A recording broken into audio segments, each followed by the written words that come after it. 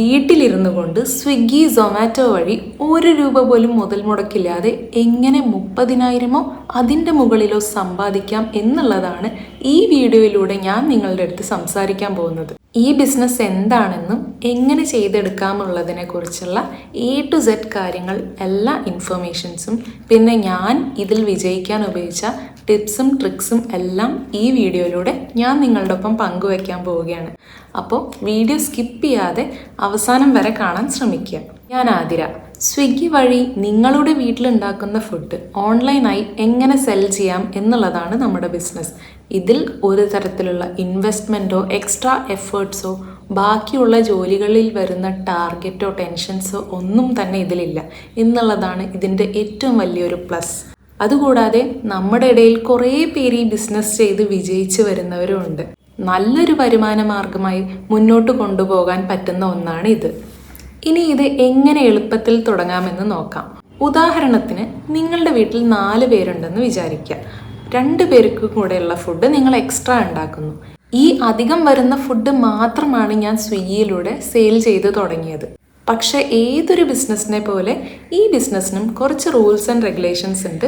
അതെന്തൊക്കെയാണെന്ന് നോക്കാം. അതൊക്കെ കഴിഞ്ഞാൽ നമുക്ക് ആരുടെയും യാതൊരു സഹായവും ഇല്ലാതെ ഒറ്റയ്ക്ക് തന്നെ നല്ല ഭംഗിയായി കൊണ്ടുപോകാൻ പറ്റുന്ന നല്ലൊരു വരുമാന മാർഗമാണിത്. ആദ്യം തന്നെ ഇതൊരു ഫുഡ് ബിസിനസ് ആയതുകൊണ്ട് തന്നെ നമുക്ക് FSSAIൻ്റെ ഒരു ഫുഡ് സേഫ്റ്റി ലൈസൻസ് ആണ് വേണ്ടത്. ഇത് നമുക്ക് സിമ്പിളായിട്ട് 100 രൂപ കൊടുത്ത് അക്ഷയ വഴി എടുക്കാൻ സാധിക്കും. രണ്ടാമത്തെ കാര്യം, നമുക്ക് സ്വിഗ്ഗിയിൽ ഒരു ഔട്ട്ലെറ്റ് തുടങ്ങുക എന്നുള്ളതാണ്. അത് കഴിഞ്ഞാൽ നമുക്ക് 24 മണിക്കൂറിനുള്ളിൽ ഓർഡേഴ്സ് വന്നു തുടങ്ങും. അപ്പോൾ ഇനി ഒരു ഔട്ട്ലെറ്റ് തുടങ്ങാൻ എന്താ ചെയ്യേണ്ടത് എന്ന് നമുക്ക് നോക്കാം. പ്ലേ സ്റ്റോറിൽ പോയിട്ട് സ്വിഗ്ഗി ഓണേഴ്സ് ആപ്പ് ഡൗൺലോഡ് ചെയ്യുക. അതിൽ നിങ്ങളുടെ ഫോൺ നമ്പർ രജിസ്റ്റർ ചെയ്യുക. മൂന്നാമത്തേതാണ് ഏറ്റവും ഇമ്പോർട്ടൻറ്റ്. നിങ്ങൾ നിങ്ങളുടെ ഈ ചെറിയൊരു സംരംഭത്തിന് പേരിടാൻ പോവുകയാണ്. അതെ, ജസ്റ്റ് 2 പേർക്ക് ഉള്ളതേ നിങ്ങൾ എക്സ്ട്രാ ഉണ്ടാക്കുന്നുള്ളൂ എന്നുണ്ടെങ്കിലും അതിന് നമ്മൾ എന്തെങ്കിലും ഒരു നല്ല പേരിടണം. ഞാനിട്ടത് അന്നപൂർണ ഹോംലി ഫുഡ് എന്നായിരുന്നു. ഹോംലിക്ക് വലിയൊരു പങ്കുണ്ട് നിങ്ങളുടെ ബിസിനസ് വിജയിക്കാൻ. എന്താന്ന് വെച്ചാൽ റെസ്റ്റോറൻറ്റിലൊക്കെ പോയിട്ട് നമ്മളെല്ലാവരും കഴിക്കുന്നതാണ്. പക്ഷെ ഹോംലിനോട് നമുക്ക് പ്രത്യേകതരം ഒരു ഇഷ്ടമാണ്. അപ്പോൾ ഹോംലി ഫുഡിന് നല്ലൊരു ഡിമാൻഡ് ഉണ്ട്. അതുകൊണ്ട് നിങ്ങൾ എന്ത് പേരാണ് ഇടുന്നതെങ്കിലും അതിൻ്റെ ഒപ്പം ഹോംലി എന്നും കൂടെ ചേർത്താൽ നല്ലതായിരിക്കും. ഇനി നമുക്ക് വേണ്ടി വരുന്ന ഡോക്യുമെൻറ്റ്സ് എന്തൊക്കെയാണെന്ന് നോക്കാം. ആദ്യം തന്നെ FSSAIൻ്റെ ഫുഡ് ലൈസൻസ്. രണ്ടാമത്തെ കാര്യം restaurant menu, bank details, PAN കാർഡിൻ്റെ കോപ്പി. ഇതൊക്കെയാണ് നമുക്ക് വേണ്ട ഡോക്യുമെൻറ്റ്സ്. റെസ്റ്റോറൻറ്റ് മെനു വളരെ ശ്രദ്ധിച്ച് ചെയ്യേണ്ട ഒരു കാര്യമാണ്. അതിൽ നിങ്ങൾ സെർവ് ചെയ്യാൻ പോകുന്ന അല്ലെങ്കിൽ സെല്ല് ചെയ്യാൻ പോകുന്ന ഫുഡിൻ്റെ നല്ല പിക്ചേഴ്സ് നിങ്ങൾ ആഡ് ചെയ്തിട്ടുണ്ടാവണം. അതേപോലെ എന്താണോ സെല്ല് ചെയ്യാൻ ഉദ്ദേശിക്കുന്നത് അതിൻ്റെ ഡീറ്റെയിൽസ് എല്ലാം മെനുവിൽ നന്നായിട്ടുണ്ടാവണം. മെനുവാണ് നിങ്ങൾ ശ്രദ്ധിച്ച് ചെയ്യേണ്ട ഒരു കാര്യം. അതുകൂടാതെ മെനുവിൽ ആദ്യം തന്നെ കൊണ്ടുപോയി കുറേ ഐറ്റംസ് ചേർക്കാതെ ജസ്റ്റ് 1-2 ഐറ്റംസ് ആദ്യം ചേർക്കുക. പിന്നെ പോകെ നിങ്ങൾക്ക് നിങ്ങളുടെ ഐറ്റംസ് കൂട്ടി വരാം. ഇനി സംസാരിക്കാൻ പോകുന്നത് സ്വിഗ്ഗിയിലെ കമ്മീഷനെ കുറിച്ചാണ്. ഏകദേശം ഒരു 35% അടുത്താണ് നമുക്ക് വരുന്ന കമ്മീഷൻ.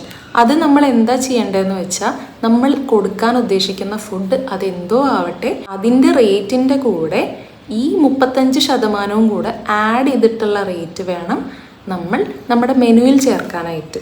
തുടക്കത്തിൽ തന്നെ ഒരുപാട് റേറ്റ് ഒന്നും പോയി ഇടരുത്. നമുക്ക് മെല്ലെ കൂട്ടി വരാം. എൻ്റെ ഒരു അനുഭവത്തിൽ നിന്ന് പറയുകയാണെങ്കിൽ, നിങ്ങളുടെ ഫുഡ് കഴിച്ച് ഇഷ്ടപ്പെട്ടവർ നിങ്ങൾ ഇനി ഭാവിയിൽ എത്ര റേറ്റ് കൂട്ടിയാലും അവർ നിങ്ങളുടെ ഫുഡ് തേടി പിടിച്ചു വരും. അത്രയേ ഉള്ളൂ. അപ്പോൾ നിങ്ങൾ നല്ല ഫുഡ്, ശ്രദ്ധിക്കേണ്ട ഒരു കാര്യം ക്വാളിറ്റിയിൽ കൊടുക്കാൻ ശ്രദ്ധിക്കുക. ക്വാളിറ്റി വെച്ച് നിങ്ങൾ കളിക്കരുത്, അതിലൊരു കോംപ്രമൈസും ചെയ്യരുത്. അതേപോലെ വേറൊരു ഇമ്പോർട്ടൻ്റ് ആയിട്ടുള്ള കാര്യം എന്ന് വെച്ചാൽ കണ്ടെയ്നേഴ്സാണ്. ലീക്ക് പ്രൂഫ് കണ്ടെയ്നേഴ്സ് വേണം നിങ്ങൾ ഉപയോഗിക്കാൻ. മാർക്കറ്റിൽ സുലഭമായിട്ട് അവൈലബിൾ ആണ്. നിങ്ങൾ നേരിട്ട് ചെന്ന് പരിശോധിച്ച് വാങ്ങേണ്ട ഒരു സാധനമാണ് കണ്ടെയ്നേഴ്സ്. അപ്പോൾ ലീക്ക് പ്രൂഫ് കണ്ടെയ്നേഴ്സ് വാങ്ങാൻ പ്രത്യേകം ശ്രദ്ധിക്കുക. ആദ്യമൊക്കെ നമുക്ക് 2-3 ഓർഡേഴ്സേ വരുള്ളൂ.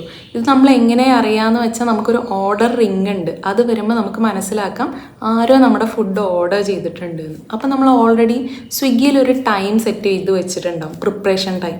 അത് എൻ്റെ 15 to 20 minutes ആയിരുന്നു. നിങ്ങൾക്ക് നിങ്ങളുടെ ഇഷ്ടാനുസരണം അത് സെറ്റ് ചെയ്യാം. ആ പറഞ്ഞ ടൈമിനുള്ളിൽ നമ്മൾ ഫുഡ് പാക്ക് ചെയ്ത് റെഡിയാക്കി വെച്ചിട്ടുണ്ടാവണം. ഡെലിവറി ബോയ്സ് നമ്മളുടെ നിന്ന് അത് വന്ന് കളക്ട് ചെയ്യും. പിന്നെ വേറൊരു കാര്യം, നമ്മൾ ഫുഡ് റെഡി ആയി കഴിഞ്ഞാൽ മാർക്ക് റെഡി എന്ന് കൂടെ കൊടുത്തിട്ടുണ്ടാവണം.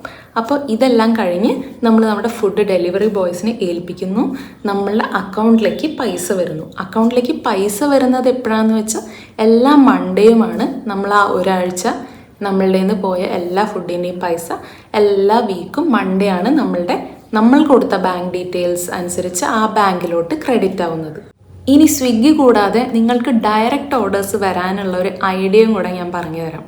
നിങ്ങൾ എപ്പോഴും നിങ്ങളുടെ ഫുഡ് പാക്കറ്റിൻ്റെ കൂടെ നിങ്ങളുടെ ഫുഡ് ബിസിനസ്സിൻ്റെ പേര്, അഡ്രസ്, ഫോൺ നമ്പർ ഉള്ള ഡീറ്റെയിൽസ് ലൈക്ക് ഒരു ഫ്ലൈ ഓവർ ഇല്ലെങ്കിൽ സ്റ്റിക്കർ നിങ്ങളുടെ ഫുഡ് പാക്കറ്റിൻ്റെ കൂടെ ചേർത്ത് വെക്കുക.